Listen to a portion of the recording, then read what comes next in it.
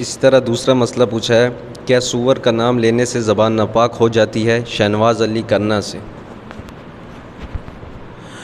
اس میں یاد رکھے کہ سور کا نام لینے سے زبان ناپاک تو نہیں ہوتی، لیکن ہمارے جو بزرگ تھے ان کو جب بتایا گیا کہ یہ جانور ناپاک ہے، اس کی حرمت ہے، تو ان کے دلوں میں ایسی نفرت بیٹھ گئی ہے کہ وہ کہتے ہیں کہ اس کا نام لینے سے بھی کیا ہے، زبان ناپاک ہوتی ہے۔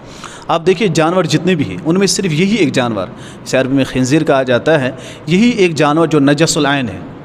یعنی آپ دیکھیے مسئلہ پڑھا ہوگا فقہ میں ہم نے کہ اگر کتا جسم کو لگ جائے، کپڑے کو لگ جائے، کپڑا ناپاک نہیں ہوتا جب تک کتا گیلا نہ ہو تب، لیکن یہ جانور خشک بھی ہو، آپ کے کپڑے کو لگ جائے، کپڑا ناپاک ہوتا ہے، کیونکہ یہ نجس العین ہے۔ کسی کی نجاست کسی وجہ سے ہوتی، اس کی نجاست اس کے جسم کے ساتھ ہی یہ ناپاک ہے۔ اس میں بہت ساری خرابی بھی ہے جانور میں، اور اس کی حرمت قرآن سے بھی ہے۔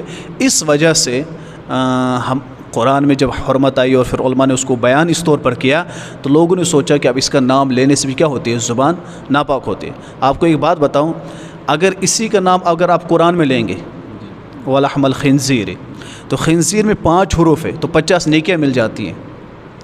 قرآن میں پڑھنے سے ایک حرف کا 10 نیکیاں ہیں، تو 50 نیکیاں آپ کو مل گئی ہیں۔